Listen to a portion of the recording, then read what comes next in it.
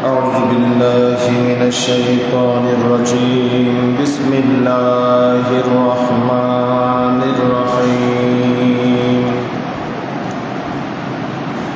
إن الله وملائكته يصلون على النبي يا أيها الذين آمنوا صلوا عليه وسلموا تسليما صلى الله على سيدنا محمد وآله وسلم صلى الله على سيدنا محمد وآله وسلم صلاة يا رسول الله عليكم حرم کی زمین اور قدم رکھے چلنا ہر سر کا موقع ہے او جانے والے صلاۃ دنیا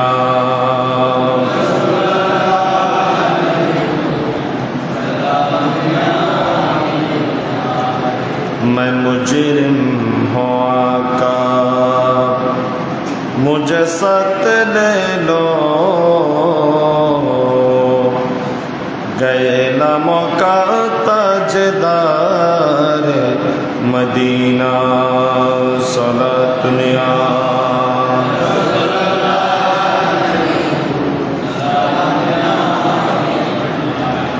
ہر کشف مصطفیٰ سامان اوست بار بر در گوشہ دامن اوست صلاۃ دنیا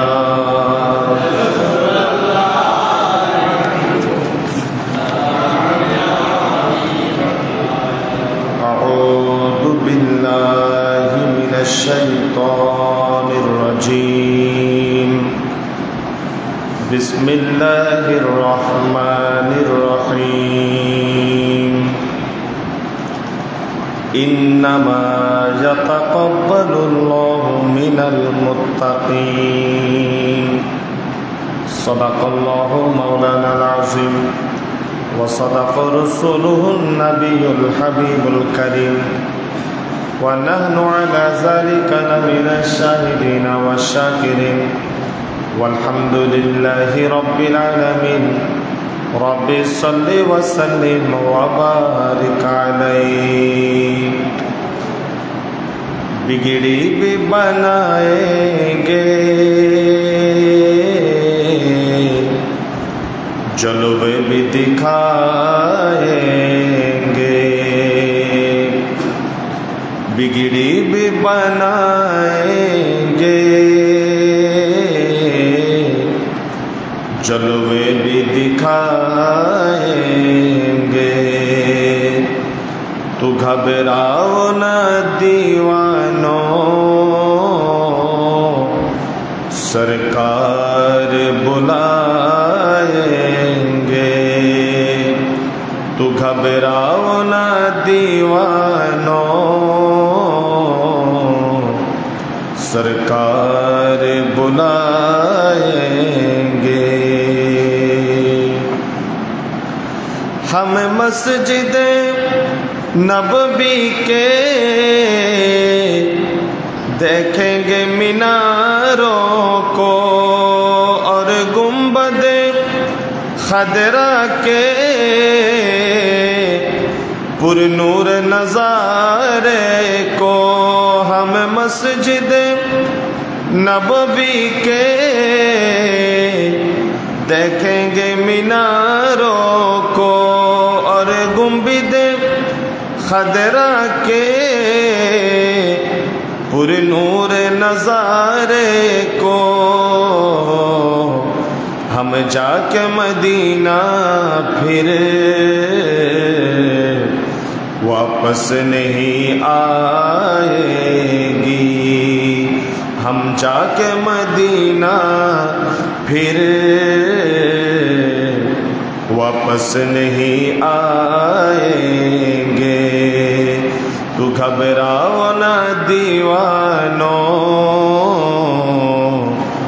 سرکار بلائیں گے۔ جب حشر کے میدان میں ایک حشر بپا ہوگا، ایک حشر بپا ہوگا، جب فیصلہ امت کا کرنے کو خدا ہوگا، امت کو شاہ بطحا کملی میں چھپائیں گے، امت کو شاہ بطحا کملی میں چھپائیں گے۔ تو گھبراؤ نہ دیوانوں، سرکار بلائیں گے، بگڑی بھی بنائیں گے،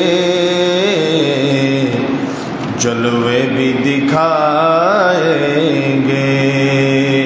تو گھبراؤ نہ دیوانوں، سرکار بلائیں گے۔ উপস্থিত হযরত নূর শাহ রহমতুল্লাহ আলাইহি জামে মসজিদের সম্মানিত মুসল্লি ভাইয়েরা, ঘরে বসে শুনছেন পর্দা মুস্তুরার মা এবং বোনেরা, রহিমানি ওয়া রাহিমাকুমুল্লাহ, আসসালামু আলাইকুম ওয়া রাহমাতুল্লাহি ওয়া বারাকাতুহু। মহান রব্বুল আলামিনের দরবারে অসংখ্য অগণিত বেশুমার শুকরিয়া সাজদা আদায় করছি যে মহান রব্বুল আলামিন বরকতময় দিন ইয়ামে আরাফার দিন, কুরবানির একদিন আগেই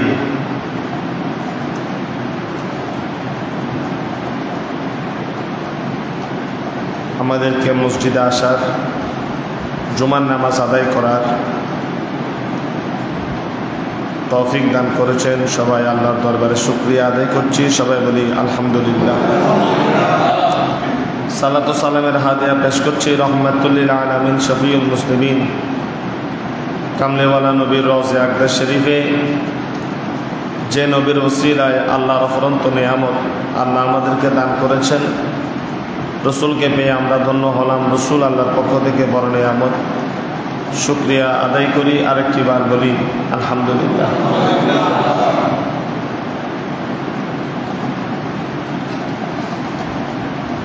হাদিস শরীফে ইরশাদ হয়েছে এবং এ ব্যাপারে সাহাবে ইকরাম মতামত পেশ করেছেন যে যেই শুক্রবারে ইয়ামে আরাফা হয় সেই দিনটাকে হজ্জে আকবর বলা হয়।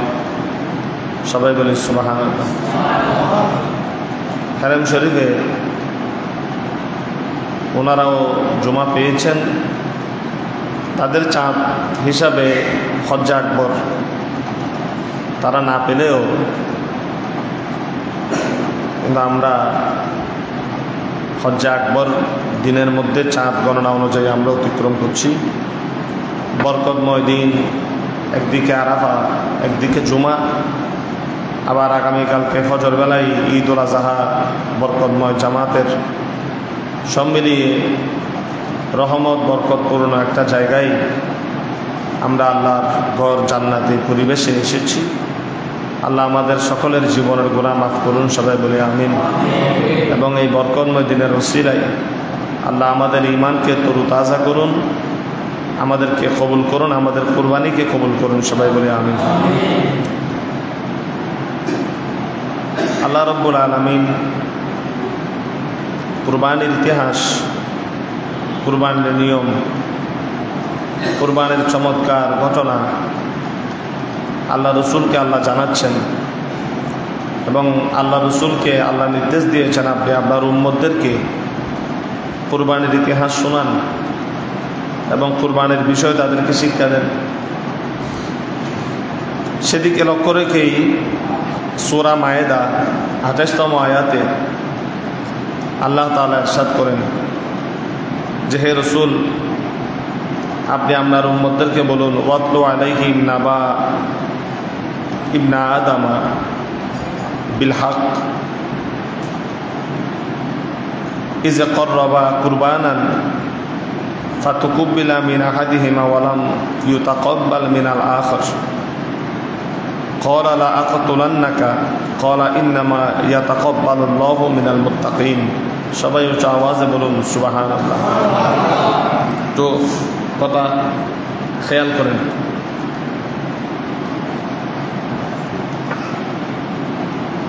আল্লাহ রসুল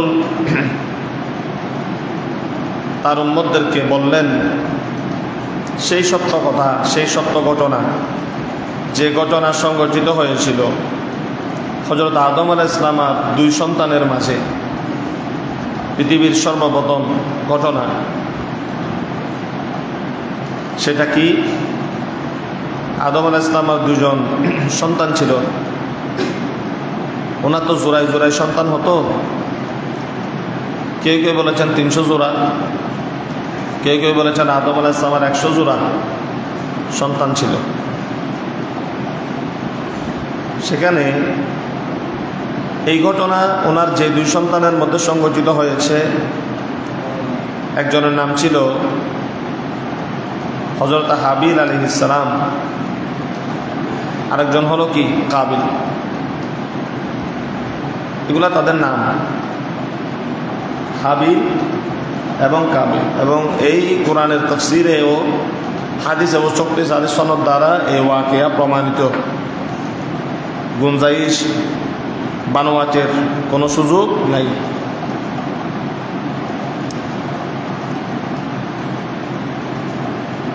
তো আদম আলাইহিস সালামের সময়ে জোড়ায় জোড়ায় যে সন্তান জন্মগ্রহণ করতেন, নিয়ম ছিল প্রথম জোড়ার ছেলে দ্বিতীয় জোড়ার মেয়েকে বিয়ে করবে। এটা ছিল কি বিবাহের নিয়ম।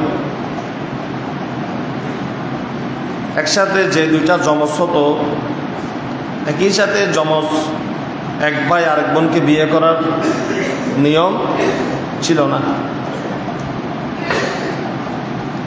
ভাই বোন এখন যেরকম হারাম, তখন যমজ সন্তান একটা ছেলে একটা মেয়ে আদম আলাইহিস সালাম থেকে যারা হতেন, যে জোড়া একসাথে জন্মগ্রহণ করেছেন তাদেরকে বিয়ে দেওয়া এটা হারাম ছিল। নিয়মের বিপরীত ছিল, যেহেতু একসাথে দুনিয়াতে এসেছে, এরা আপন ভাই বোন হিসেবে গণ্য হতো। বিয়ে দিত কোনটাকে? এই জোড়ার সাথে পরের জোড়া যেটা হবে সেভাবে কি দিত? বিয়ে দিত।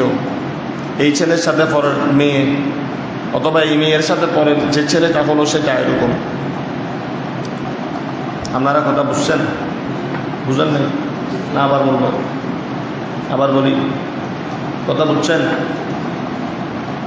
আপনার যমজ সন্তান হলো এক জোড়া, এদেরকে কি এখন বিয়ে দেওয়া যাবে? কেন দিয়ে দেওয়া যাবে না? কেন? এরা ভাই বোন। আদম সন্তান যারা এরকম একসাথে দুজন যমজ হতো, সন্তান হতো যমজ, একটা হইতো না। যেহেতু আল্লাহ জমিনের মধ্যে মানুষ বৃদ্ধি করবেন, তো এই বছর যে দুইজন যমজ সন্তান হয়েছে এদের বিয়ে দিত কার সাথে? পরের বছর যে যমজ দুইটা হবে এগুলোর সাথে। এবার বুঝছেন এই কথা? না বুঝলে দাঁড়ায় যাবেন, ওগুলো রোজেন আবার ঘুরে ঘুরো না বুঝি, বুঝে যাবেন। না বুঝতে অসুবিধা। এখান থেকে বুঝতে না পারলে ফেসবুকে যাই, বুঝলে হবে না।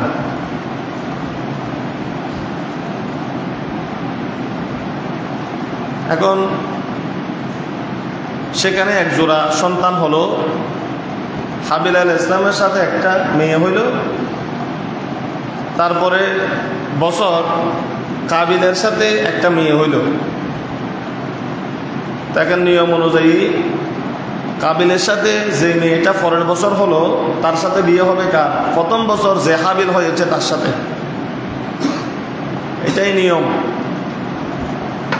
কিন্তু পরের বছর যে কাবিল, তার সাথে যে বোনটা হলো কাবিল, সে আদম আলাইহিসসালামকে প্রস্তাব করলো যে আমি আমার আগের বছর আমার ভাই হাবিলের সাথে যে মেয়েটা হয়েছে তাকে আমার পছন্দ না, তাকে আমার ভালো লাগে না, তাকে আমার সুন্দর লাগে না, আমি তাকে বিয়ে করব না।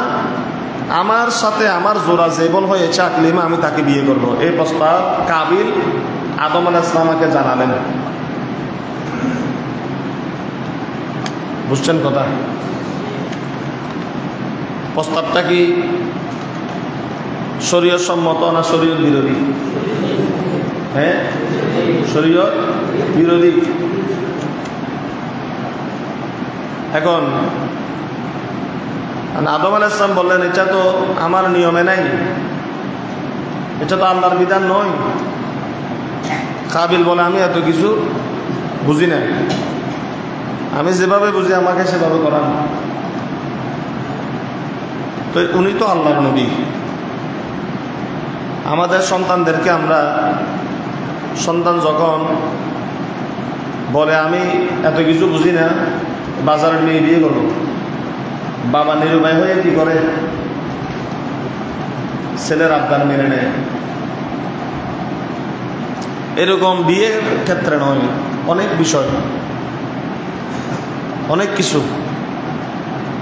যেগুলি বিবেক, শরীয়ত, সমাজ, আত্মীয় স্বজন, মুরব্বী সাপোর্ট করে না,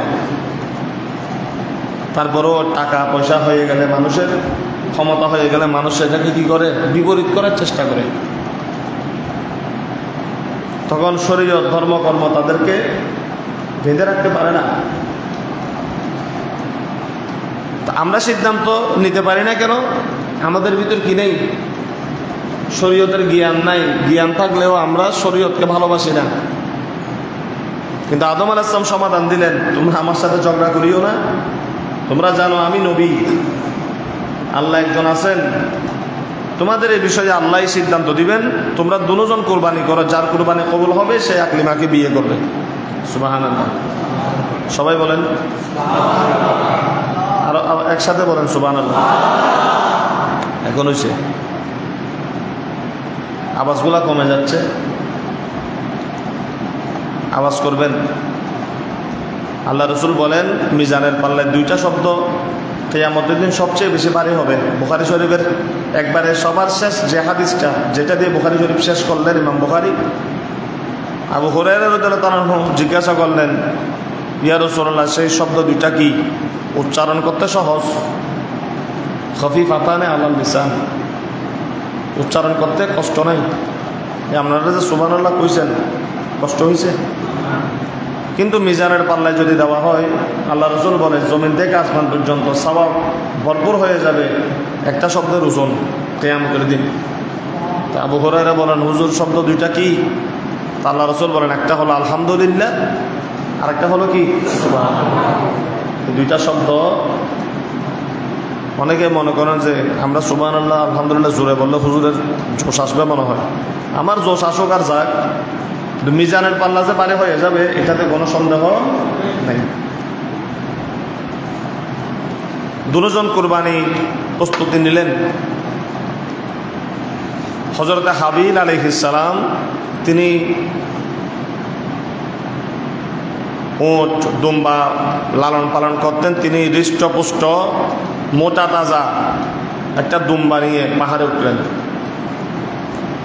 কাবিল করত ক্ষেত খামার কৃষিকাজ, সে কিছু ধান গম এগুলা নিয়ে বস্তা দুইটা নিয়ে পাহাড়ের চূড়ায় উঠলেন। দুজন তাদের কোরবানিটা রাখলেন। হাবিল তার পশুটা জবাই করল, আর কাবিলের যেগুলা নেওয়া হয়েছে সেগুলা সেখানেই আছে, এগুলা তো জবাই করার কিছু নাই। ধান গম শস্য এগুলো নিয়ে গেছে। এখানে কুরবানি বলতে গেলে অন্যদিকে দেখা যাচ্ছে সদকা। সদকা এই জন্য বলতেছি, সদকা যেরকম অন্তর পরিষ্কার করে দান করতে হয়, আত্মার পরিচয় বহন করে। আপনি কতটুকু দিলেন, আপনার আত্মা কি বলে? কারণ আল্লাহ মানুষের নিয়তের দিকে দেখেন, পোশাক আশাক এটার দিকে তাকান না। কুরবানের ক্ষেত্রেও আপনি কি আল্লাহর দরবারে দিচ্ছেন, কি পেশ করতেছেন, এটাই হলো বড় কথা। এবং কিভাবে আল্লাহর কাছে নিয়ে যাচ্ছেন, আপনার সামর্থ্য কতটুকু, আপনি দিলেন কতটুকু, এটা আল্লাহ দেখতেছেন। আমি যদিও বা হাদি সাহেবের আলমারির খবর জানি না কত টাকা আছে, আল্লাহ কিন্তু জানেন, আল্লাহ জানেন।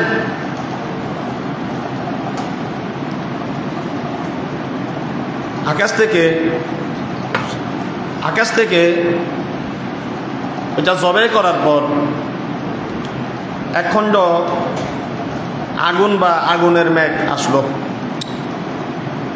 সুবহানাল্লাহ বলেন সবাই। এক খণ্ড আগুন আকাশ থেকে এসে কুরবানির হজরতে হাবিল আলাইহিস সালাম যেটা কুরবানি করলেন, এই কুরবানির পশুটা আকাশের মেঘ এসে জ্বালিয়ে দিল। আগের সময়ে, আগের নিয়মে কুরবানির নিয়ম ছিল যে এই যার কুরবানিটা আল্লাহ কবুল করেছেন বা আল্লাহ কবুল করবেন, সেটা আকাশ থেকে এক খণ্ড মেঘ এসে তার সেই কুরবানিটাকে জ্বালিয়ে দিত। সুবহানাল্লাহ, বুঝেন?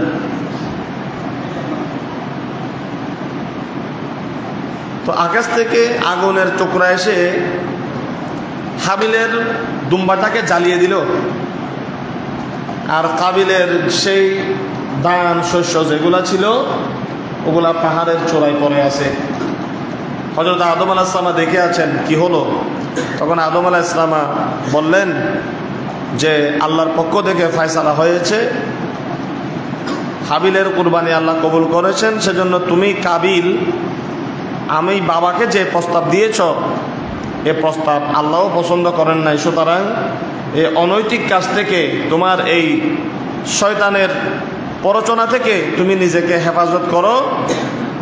এবং হাবিলের সাথেই কি আকলিমার বিয়ের হযরত আদম আলাইহিস সালাম ব্যবস্থা করলেন। সুবহানাল্লাহ। আচ্ছা, তাহলে সেই কথাই আল্লাহর রাস্তায় কুরবানি করা নিয়ম, আল্লাহর রেজা সন্তুষ্টির জন্য। এটা আদম আলাইহিস সালামের সন্তান থেকে কি হয়েছিল, শুরু হয়েছিল। ফাতাকুব্বিলা মিন আহাদিহিমা, একজনের তা আল্লাহ কবুল করেছেন, ওনার নাম কি? হযরত হাবিল। হযরত হাবিল আলাইহিস সালাম। ওয়ালাম ইউতাকাব্বাল মিনাল আখর, কাবিল যে ছিল তার কুরবানি আল্লাহ কবুল করেন নাই। এটা দেখে কাবিল তখন হাবিলকে বলল পরের দিন যে আমার কুরবানি তো আল্লাহ কবুল করে নাই, তোমার জন্যই আল্লাহর দরবারে আজকে আমি বিতাড়িত হলাম, আমার কুরবানিটা কবুল হয় নাই। লা আকতুলান্নাকা, আমি তোমাকে হত্যা করব।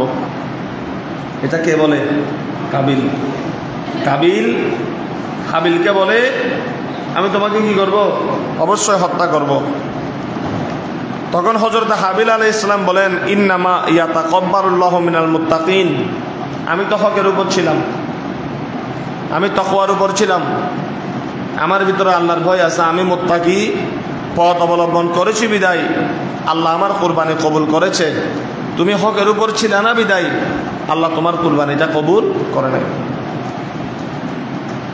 এবং হযরত হাবিল তখন তার ভাই কাবিলকে বলল লা ইন বাসাত্তা ইলাইয়া ইয়াদাক লিতাকতুলানি, তুমি যদি আমাকে হত্যা করার জন্য তোমার হাত প্রসারিত করো, তলোয়ার দিয়ে আমাকে আঘাত করো, লাঠি দিয়ে আঘাত করো, আর বর্তমান সময়ে তো লাঠিও লাগে না, তলোয়ার লাগে না, দূর থেকে টার্গেট করে ছাড়ে দিলে, এটার নাম কি বলে না?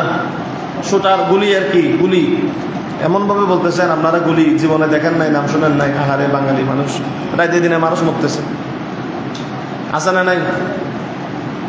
হযরত হাবিল বলতেছে লাইন বাসাত্তা ইলাইয়া ইয়াদাক লিতাকতুলানি, তুমি যদি আমাকে হত্যা করার জন্য তোমার হাতকে প্রসারিত করো, মা আনা বিবাসিতিন ইয়াদি ইলাইকা লিআকতুলাক, কিন্তু আমি তোমাকে হত্যা করার জন্য আমার হাতকে প্রসারিত করব না, এজন্য আমি তোমাকে মারার জন্য আমার হাত প্রসারিত করব না।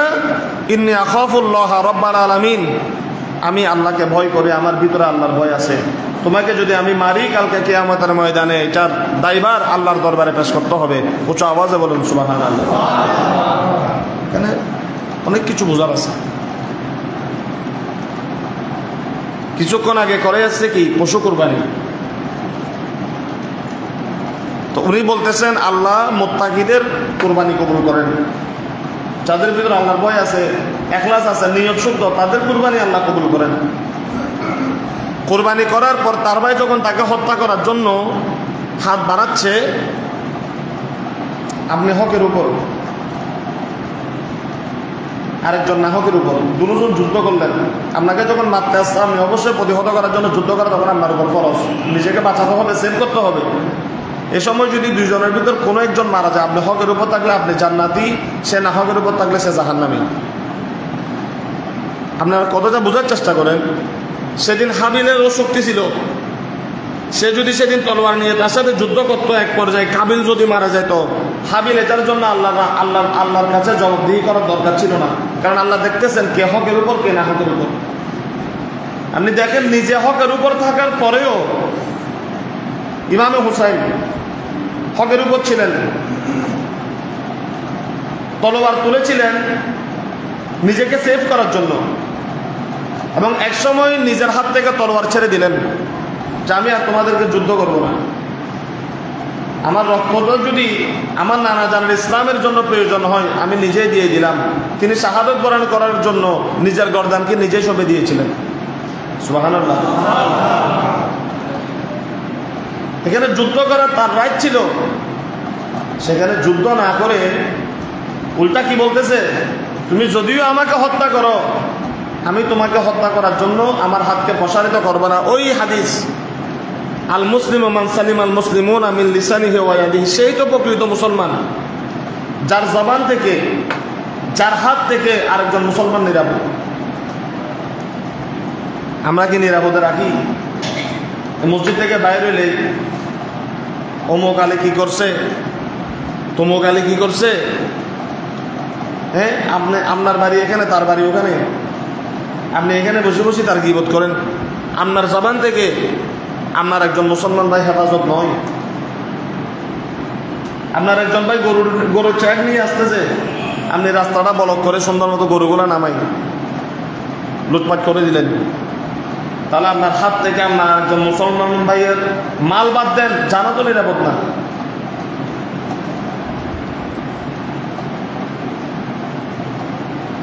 নামাজে মশলা আছে, আপনি নামাজের নিয়ত ভাঙছেন, দেখতেছেন সুরে জুতা নিয়ে যাচ্ছে, মশলা বলতেছে আপনি নিয়ত ভাঙি 14 রান আগে নামাজ পড়ে ঘুরিয়েন। নুরুল ইজাতে ফিকার কিতাবে লিখতেছে আপনার জুতা না, জুতা আরেকজনের মালও সেভ করা আপনার ইমানি দায়িত্ব, সে আপনার মুসলমান ভাই। সুবহানাল্লাহ বলবেন না? কি আসমান থেকে পড়ছেন মনে হচ্ছে নি? শরীয়ত সরে জুতা নিয়ে যাচ্ছে, শরীয়ত বলতেছে আগে সুন্দর ভাই জুতা তো আমার না, বলে তোমার না হোক, তোমার আরেকজন ভাইয়ের জুতা, ওটা সেভ করো আগে। আর সেই জায়গায় মাল তো রক্ষা করা বাদ দেন, জানে মেরে দিচ্ছি। আর এই কুরবানির সময় দেখেন হযরত হাবিল বলে তুমি যদি তোমার হাতকে প্রসারিত করো আমি তোমাকে হত্যা করব না। নিজের হাতকে সেদিন হকের উপর থাকার পরেও আর তার ভাই ফাসেক হওয়ার পরেও, এত নাফরমান হওয়ার পরও তাকে তিনি আঘাত করে নাই। উচ্চ আওয়াজে বলুন সুবহানাল্লাহ। এটাই হলো কুরবানি, এটাই হলো ত্যাগ। নিজে কিছুক্ষণ আগে পশু কুরবান করেছেন, কিছুক্ষণ পরে এসে খৌফে ইলাহি তাকওয়ার উপর দাঁড়িয়ে নিজের জানটাকেও কুরবান করে দিয়েছেন, হাত দিয়ে তার ভাইকে তিনি আঘাত করেন নাই। এটাই হলো ইসলাম, এটাই হলো ইসলাম। শুধু গোস্ত খাওয়া নয়। আজকে কুরবানির সময় আমাদের কয়জনের ভিতরে এই তাকওয়া আমরা লালন করি, এই পরহেজগারিতা আমরা লালন করি? এগুলি আমাদের আমলে আনতে হবে। আল্লাহ বোঝার তৌফিক দান করুন। যাক, এটা হলো সর্বপ্রথম কুরবানি। হাবিল আলাইহিস সালাম আল্লাহর রাস্তায় দিয়েছেন, ওনাকে আল্লাহ কবুল করেছেন। তাকওয়ার নিদর্শন ছিল, শিক্ষা দিয়ে গেছেন, কোনো ভাই যদি তোমাকে আঘাত করে তুমি আঘাত করিও না, নিজেকে সেভ করতে হবে। যেখানে নিজেকে সেভও করে নাই, আরেকজন ভাইকে কষ্ট দেওয়া থেকে দূরে ছিলেন, নিজের জানটা দিয়ে দিয়েছেন, তিনি জান্নাতি হয়েছেন। কিন্তু কাবিলকে আল্লাহ জাহান্নামের আগুনে জ্বালাবেন। এখনো পর্যন্ত শাস্তি কি মাটিটাকে দেবে দিয়েছিল, কাকে? কাবিলকে। সুতরাং কুরবানির সাথে সাথে তাকওয়ার পরহেজগারিতা আমাদের অবলম্বন করতে হবে। তাকওয়া পরহেজগারিতার বিষয় হলো প্রত্যেকটা ক্ষেত্রে আল্লাহর ভয়, আল্লাহর ভীতি অন্তরের মধ্যে ধারণ করা। আল্লাহ এটা আমল করার আমাদেরকে তৌফিক দান করুন। পরিশেষে তার বহু বছর পর, এটা তো জবেহের নিয়ম, এবং প্রায় সময় তখন থেকেই আল্লাহর রাস্তায় কুরবানি করার একটা নিয়ম হয়ে গেল। কেউ ছাগল কুরবানি দেয়, কেউ দুম্বা কুরবানি দেয়, কেউ উট কুরবানি দেয়। আল্লাহর নামে কি করতেন? তারা কুরবানিটা করতেন। ক্রমান্বয়ে মানুষ, আমরা যে কুরবানি করতেছি, এই কুরবানির আগে একটা কুরবানি যুগ যুগ ধরে মানুষ করতেন, ওটা জিলহজে করতেন না, ওটা করতো কোন মাসে? রজব মাসে। এটাকে ওয়াতিরা বলা হয়। কি ওয়াতিরা নাম? রজবের প্রথম তারিখ, রজবের প্রথম তারিখ। আশহারুল হারাম হলো 4টা, যেই 4 মাসে রক্তপাত করা হারাম। যে 4 মাস রক্তপাত করা হারাম, যুদ্ধ করা হারাম, মারামারি করা হারাম, গালিগালাজ করা হারাম। আমরা বানাই নেই, এই বিধান দিয়েছেন কে? আল্লাহ। এই 4 মাস নবীরা বংশ পরম্পরায় সন্তানদেরকে শিক্ষা দিয়েছেন, এই 4 মাস যখন তোমাদের কাছে আসবে, মারামারি, রক্তপাত, যুদ্ধ বিগ্রহ থেকে বিরত থাকবে, ইবাদত বন্দেগী করবে, নামাজ আদায় করবে। একটা হলো রজব মাস, একটা হলো কি? রজব। আর একটা কি? মুহররম। একটা জিলকদ, একটা জিলহজ। মনে থাকবে মাসগুলোর নাম। একটা কি বললাম? রজব মাস। আর একটা হলো কি? মুহররমুল হারাম, মুহররম মাস। একটা জিলকদ, একটা জিলহজ। এই 4 মাস হলো কি? পবিত্র মাস। মক্কাতে আগে যারা ছিলেন, মুরব্বী যারা বিদায় নিয়েছেন, যাদের মাধ্যমে মক্কা বিস্তৃতি লাভ করেছে, যুগে যুগে ইসলামে এই 4টি মাস কি ছিল? সম্মানিত ছিল। এই রজবের প্রথম তারিখ এরা কি করত? কুরবানি করত।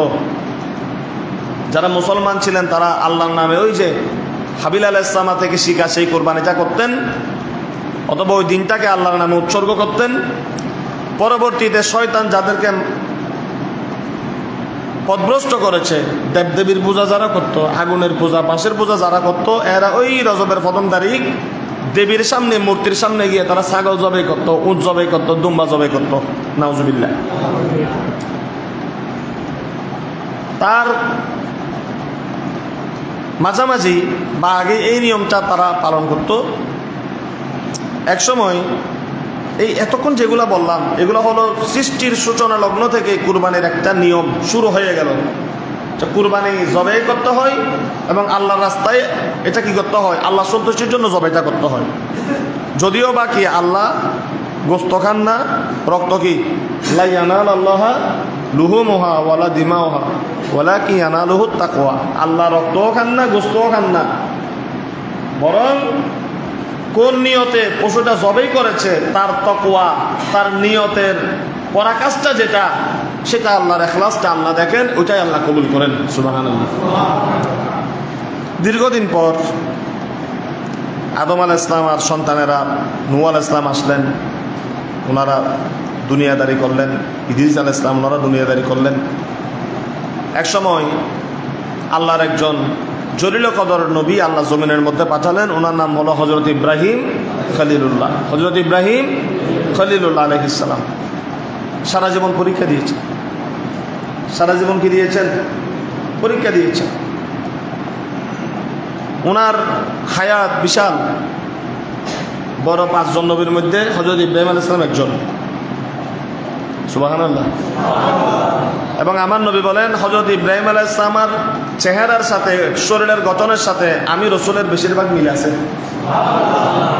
আল্লাহ রাসূলের জিসম মুবারকের বেশিরভাগ মিল আছে কার সাথে? হযরত ইব্রাহিম আলাইহিস সালামের সাথে। দেখেন ওনার বয়স যখন 12 বছর, নমরুদ আগুনের কুণ্ডলী বানালেন।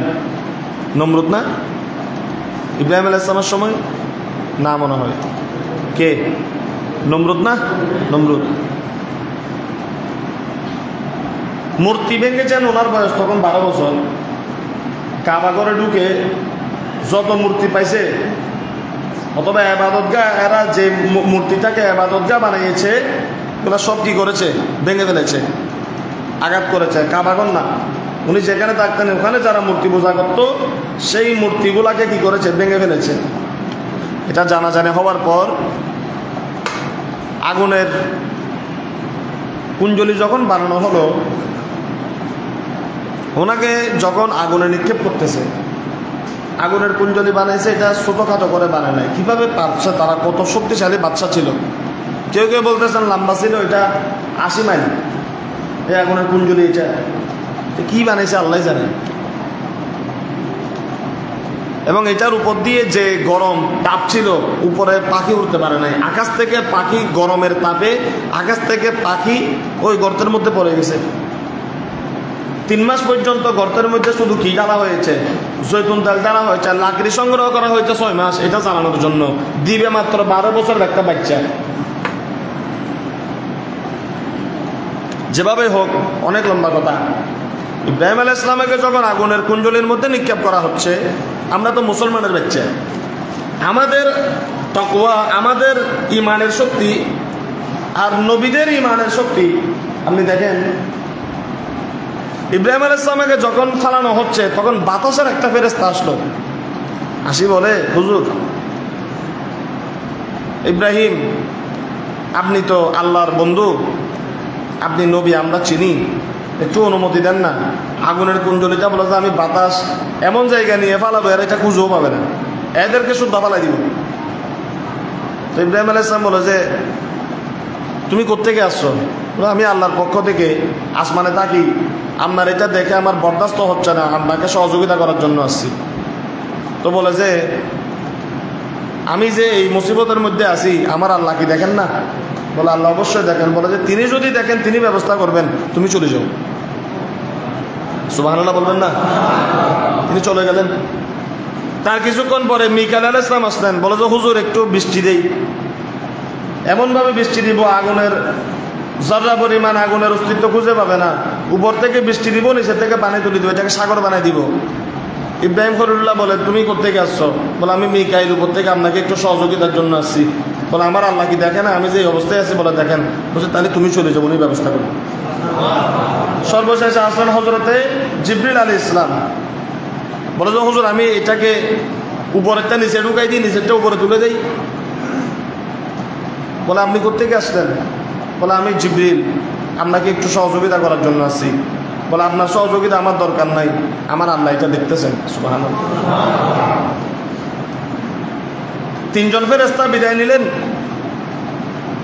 যখন ইব্রাহিম খলিলুল্লাহকে আগুনের মধ্যে নিক্ষেপ করা হলো, আল্লাহ দেখতেছেন যে আমার ইব্রাহিম এমনভাবে কৃতকার্য হয়েছে। আমরা তো একটা জিন পাইলে খুশি হয়ে যাই, আলাদিনের সারাক পাইছি। ফেরেশতা এসে সহযোগিতা করতেছেন, ফেরেশতাকে পাঠিয়ে দিয়েছেন। ফেরেশতা নাই, মিকাইল নাই, বাতাসের ফেরেশতা নাই, আজরাইল নাই, ইসরাফিল নাই। খোদার কুদরতি জবানে খোদা বলেছে আমার ইব্রাহিম, আমি খোদার সরাসরি সাহায্য ছাড়া আমার ইব্রাহিম কাজকে আর কেউ দমাইতে পারবে না। আল্লাহ খুশি হয়ে গেলেন। ইব্রাহিম আলাইহিস সালামকে যখন আগুনে নিক্ষেপ করলেন, খোদার কুদরতি জবানে আগুনকে আল্লাহ খেতাব করলেন, কুলনা ইয়া নারু কুনি বারদান ওয়া সালামান আলা ইব্রাহিম। এ আগুন কোন ফেরেশতা আজকে তোমাকে হুকুম করার জন্য যায় নাই। আমি খোদা নিজেই কুদরতি জবানে বললাম, আমার ইব্রাহিম খলিলুল্লাহর জন্য তুমি ফুলের বাগান হয়ে যাও, তুমি আগুন বরফের মতো ঠান্ডা হয়ে যাও। সুবহানাল্লাহ। 1 মাস পর্যন্ত জ্বালাইছে ভিতরে ইব্রাহিম খলিলুল্লাহ। কেউ কেউ বলেছেন 40 দিন তিনি সেখানে বসেছিলেন। সবাই দেখে আগুন জ্বলে, ইব্রাহিম খলিলুল্লাহ স্বাভাবিক একটা তক্তার উপরে বসে আছে। আজকে তো মসজিদে এসি, কারণ একটু গেলে রু বাইরে যায়। হুজুর এত গরম, কি হুজুর ওয়াজ করে হবে এই গরমত বইয়ের ওয়াজ হবে। ইমান দুর্বল হয়ে গেছে। ইমান যদি তাজা থাকতো, গরমের ভিতরে বা মসজিদের ভিতরে আমরা এসির রহমতের বাতাসের ঘ্রাণ আমরা পেতাম, আমাদের টায়ার লাগতো না, গরম অনুভব হতো না। যেভাবে গরম অনুভব হয় নাই, বিশাল কুঞ্জলের ভিতর জ্বালাচ্ছে ইব্রাহিম খলিলুল্লাহকে। আল্লাহ বলে বাহিরে গরম নাই, আমার ইব্রাহিম আমার উপর এমন ভাবে ফানা হয়েছে, গরমের ভিতরে আমি আল্লাহ এমন এসি দিয়েছি, এমন ঠান্ডা এয়ার কন্ডিশন ব্যবস্থা করেছি, চামড়া হাড্ডি পোড়া তো দূরের কথা, ইব্রাহিম খলিলুল্লাহ একটা পশম পর্যন্ত পড়ে নেই। খুশি করেছে কাকে? কাকে? আমরা দুনিয়াদারি করি মানুষ খুশি হওয়ার জন্য, মানুষের বাহাবা পাওয়ার জন্য। আর আমরা ওয়াজ করি মানুষের বাহাবা পাওয়ার জন্য। মানুষ হয়তো কি ওয়াজ বুঝছি হুজুর, এটা সুবহানাল্লাহ বললে এই সদা আরেকবার। তো রেজায়ে মওলা, আল্লাহর সন্তুষ্টি আমাদের খেয়াল নাই, এগুলি থেকে বের হতে হবে। সেই ইব্রাহিম খলিলুল্লাহ যখন প্রাপ্তবয়স্ক হলেন, 99 বছর বয়সে, 86 বছর বয়সে, 63 বছর বয়সে যখন শাদী করলেন, সন্তান নাই। কাঁদতে কাঁদতে আল্লাহ ওনাকে একটা সন্তান দিলেন। ওনার নাম হলো হজরত ইব্রাহিম খলিলুল্লাহর সন্তান ইসমাইল জবিহুল্লাহ। অনেক লম্বা কথা। বিবি ছিলেন 2 জন। হাজারা আলাইহিস সালামের গর্ভে যিনি জন্মগ্রহণ করেছেন তিনি হলেন ইসমাইল জবিহুল্লাহ। ইসমাইল জবিহুল্লাহর বয়স যখন 12 বছর, তখন আল্লাহ আবার ইব্রাহিম খলিলুল্লাহকে পরীক্ষা নিচ্ছেন। তিনি থাকতেন মসজিদ আকসায়। কে? ইব্রাহিম খলিলুল্লাহ। সারা খাতুন যিনি ছিলেন বাদশার মেয়ে, ওনার সাথে তিনি মসজিদ আকসায় থাকতেন। আর 2 বছর বয়সে বা 6 মাস বয়সে ইসমাইল জবিহুল্লাহকে তিনি আল্লাহর নির্দেশে এই মক্কা, যেখানে কাবা এখনো কাবা হয় নাই, কাবার অস্তিত্ব নূহ আলাইহিস সালাম প্লাবনের সময় বিলীন হয়েছে, সেই জায়গায় কিন্তু তিনি কি করেছেন, ইসমাইল জবিহুল্লাহ এবং বিবি হাজারাকে রেখে গিয়েছেন। মায়া ছেলে 2 জনকে রেখে তিনি আবার চলে গিয়েছেন। 10 বছর পরে এসেছেন সন্তানকে দেখার জন্য। তাও কেন, মাঝখানে আরেকবার এসেছিলেন। এসেই মাকে বলতেছেন, আমার সন্তানকে সাজিয়ে দাও, আমার সন্তানকে নিয়ে আমি বেড়াতে যাব। কিন্তু সেটাও ছিল আল্লাহর নিদর্শন যে সন্তানকে তিনি এসে বলেছেন যে ইন্নী রাআইতু ফিল মানাম আন্নী আসবাহুকা, আমার সন্তান, আমি স্বপ্নে দেখলাম আমি তোমাকে জবাই করছি। সুবহানাল্লাহ। সবাই আল্লাহু আকবার বলেন। ফানজুর মাযা তারা, তোমার মতামত কি? 10 বছরের বাচ্চাকে বাবা জিজ্ঞাসা করতেছে, আমি তোমাকে জবাই করব আল্লাহর রাস্তায়, তোমার মতামত কি? ক্বালা ইয়া আবাতি ফাআল মা তু'মার সাতাজিদুনি ইনশাআল্লাহু মিনাস সাবিরিন। আল্লাহ আপনাকে যেভাবে নির্দেশ দিয়েছেন বাবা, আপনি সেভাবে করেন। আল্লাহর রাস্তায় কুরবানি হওয়ার জন্য আমি ইসমাইল জবিহুল্লাহ প্রস্তুত। 10 বছরের ছেলে, 12 বছরের ছেলে বাবাকে বলতেছে জবাই হওয়ার জন্য আমি কি প্রস্তুত। সন্তানকে নিয়ে গেলেন। ফালাম্মা আসলামা ওয়া তাল্লাহু লিল জাবিন, শোয়ালেন, ছুরি চালালেন, ছুরি চলে নাই।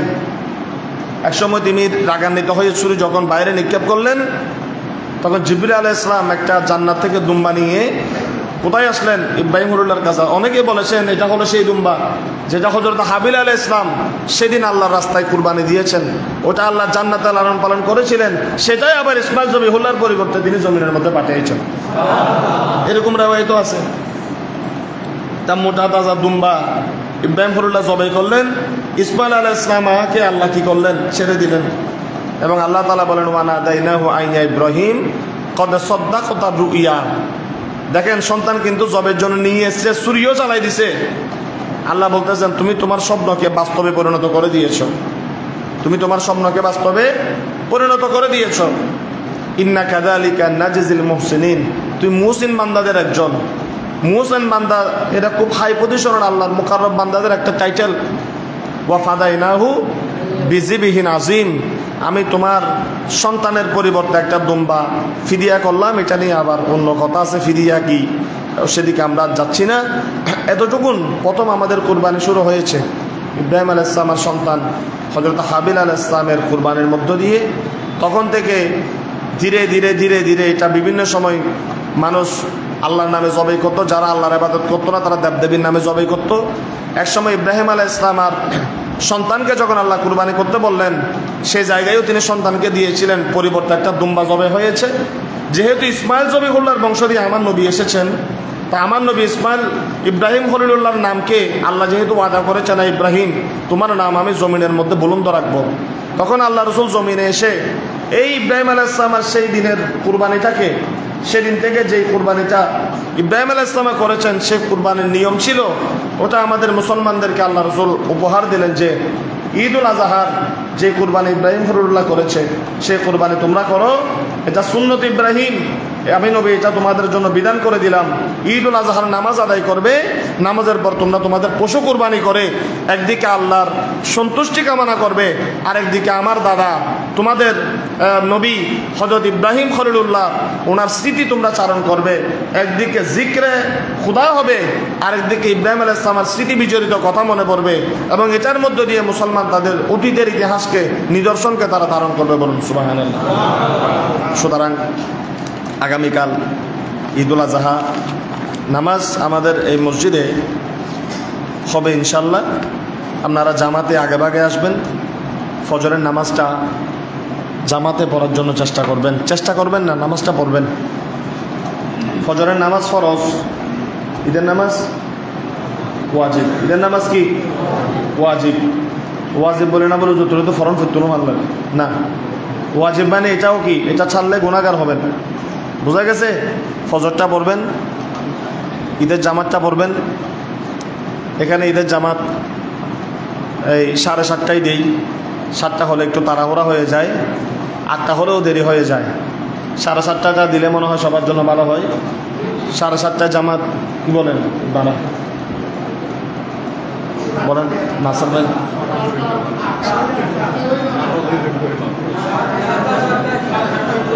আপনারা 8টায় দিলে বের হইতে হইতে 8:30 বাজে যাবে, আর যদি আপনারা 7টায় দেন এটা আপনাদের তাড়াহুড়া হয়ে যাবে। এই জন্য মাঝামাঝি একটা সময় আমি 7:30টা প্রস্তাব করছি, কি বলেন? 7:30 এটা থাকবে, 7:30টায় ঈদ জামাত হবে। 7:30টায় যদি ঈদ জামাত মিস করেন, এই এলাকায় মনে হয় না কোথাও গিয়ে নামাজ আর পাবেন, কারণ বেশি বড় মসজিদ যেগুলো সেখানে 8টা, 8:45 করা হয়। আমার মসজিদ ওই বেলোয়ার দিঘি, সেখানে 8:45, কারণ এই আর অন্যান্য মসজিদে 7টা। তো 7টায় নামাজ চলে, আপনাকে আসতে হবে মসজিদে 6:30টায়। খুব কথাবার্তা আছে, আলোচনা আছে, 6:30টায় মনে হয় না আপনারা উঠে আসতে পারবেন। এই যে 8টা হলে আবার বেশি দেরি হয়ে যাবে। অন্যান্য মানুষ দেখবেন গরু জবাই করে ফেলছে, আপনার খারাপ লাগবে। 7:30টায় দেই, মোটামুটি 8টার ভিতরে ইনশাল্লাহ আপনারা মসজিদ থেকে বের হয়ে আপনারা করবেন। আমার প্রবাসী জনাব আলহাজ নাসির ভাই এসেছেন আজকে ফজর বেলায়, উনি এসেছেন, আল্লাহ নেক হায়াত দান করুন। উনি বলতেছেন 6টা, কারণ আসলে কোরবানির নিয়ম হলো ওই আপনার সূর্য ওঠার পরপরই কী করা, পশু জবাই করা, ওটা বাইরের কান্ট্রিগুলোতে আছে। আমাদের মানুষজনেরা তো হ্যাঁ 6টা বাজে। তো এখন এই বিষয়টা হলো, এই আমারও ইচ্ছা হয় যে ফজরের নামাজ পড়ে বসে থাকবো, জিকির আজকার করব, কিছুক্ষণ আলোচনা করে সূর্য ওঠার 20 মিনিট পরে ঈদের জামাতটা পরাই ফেলবো। আমারও ইচ্ছা হয়, কিন্তু আমাদের পরিবেশটা আমরা করতে পারিনি। অসুবিধা নাই, সূর্য একটু উঠলে তখন পড়াটা এমনি উত্তম। আপনারা 7:30টায় জামাত হবে, আপনারা 7টায় হ্যাঁ ঈদগাই 7টায় আপনারা এখানে চলে আসবেন। আর তো কারো কোনো দ্বিমত নাই ইনশাল্লাহ, অসুবিধা তো নাই, সুন্দর মতো আসবেন। আসার আগে ফজরের নামাজ পড়ে কাজ কি, ফজরের নামাজ পড়ে পশুকে গোসল করাবেন। ফজরের নামাজ পড়ে কি গরু ছাগলকে গোসল করাবেন, একটু পানি খাওয়াবেন তাদেরকে, পারলে ফজর বেলায় এগুলাকে একটু আদর করবেন, একটু গোসল করাবেন, পানি খাওয়াবেন। পশুগুলা গোসল করায়, পানি খাওয়ায়। যে জায়গার মধ্যে পশু জবাই করবেন জায়গাটা ঠিক করবেন। দা ছুরি যেগুলো আছে এগুলা কোথায় আছে খুঁজে নিয়ে একটু সামনে রাখবেন, এবং এগুলার জন্য আরও যা যে ইনস্ট্রুমেন্ট এগুলা ঠিক রাখবেন। গরুকে ছুরি দেওয়ার পর কেউ নাস্তা করবেন, ওগুলার একটু ব্যবস্থা করবেন। ফজরের নামাজের পর থেকে পারলে গরুর গলায় ছুরি দেওয়া পর্যন্ত কিছু না খাওয়ার চেষ্টা করবেন এবং মসজিদে আসবেন, গোসল করবেন, আতর লাগাবেন, তারপরে তকবীর বলতে বলতে ঈদ উল ফিতরের তকবীর আসতে বলা কি সুন্নত, আর ঈদ উল আজহার তকবীর জোরে বলা কি সুন্নত। এটা আজকে ফজর থেকে আইয়ামে তাশরিক শুরু হলো, 13 তারিখ আসর পর্যন্ত একবার বলা কি ওয়াজিব। আল্লাহু আকবার, আল্লাহু আকবার, লা ইলাহা ইল্লাল্লাহ, আল্লাহু আকবার, আল্লাহু আকবার বলেন একবার বলা, 5 দিনের মধ্যে একবার বলা কি ওয়াজিব। আর প্রত্যেক নামাজের পর একবার বলা এটা সুন্নত। হ্যাঁ, আরেকটা মশলা হইলি তো ঈদুর নামাজ পড়ে যাইব গুদি জীবনত আসতো। জুমার নামাজ খুতবা কয়টা? 2টা। প্রথম যে খুতবাটা দিই এটা শোনা কি ফরজ। প্রথম যে খুতবা দেই জুমার দিন, এই খুতবা দেওয়া কি ফরজ। বছর পর আবার যেটা দিই সেটা শোনা কি সুন্নত। প্রথমটা কি ফরজ ওয়াজিব, তারপরেরটা কি সুন্নত। আর ঈদের খুতবা দুটোটা সুন্নত। খুতবা না শুনে যদি কেউ চলে যায়, বেশি জরুরতান অসুবিধা নাই, শোনাটা কি সুন্নত, অসুবিধা নাই। মানে তুজুরত ফতোয়া দিয়ে হতে জাইঙ্গু দিয়ে হতে নামাজ শুনি, এগুলা জানিয়ে রাখতেছি কেন? জানা দরকার। জানা দরকার যে শরীয়ত থেকে বের হয়ে যাওয়ার জন্য না, সুবিধায় অসুবিধায় আপদে বিপদে আপনি শরীয়ত থেকে ফায়দা নেওয়ার জন্য সঠিক মাসালাটা বললাম। এটা সুন্নত যে সেজন্য ঈদের খুতবা নামাজের পর, জন্য ঈদের খুতবা কি নামাজের পরে। তবে খুতবাগুলা শুনলে বেশি সওয়াব সুন্নত। এই খুতবাগুলা শুনবেন, খুতবার পরে মিলাদ কিয়াম হবে, মোনাজাত করে আপনারা সবাই যাবেন। প্রাথমিক আমার যেগুলি মাথায় ছিল নলেজে আমি সব কথাগুলো বললাম। আমার জন্য দোয়া করবেন, আমরাও দোয়া করব। আল্লাহ প্রত্যেকের কুরবানিগুলিকে কবুল করেন, সবাই বলে আমিন। ওয়া মা আলাইনা ইল্লাল বালাগ। আসসালামু আলাইকুম ওয়া রাহমাতুল্লাহ। সুন্নত দেখুন।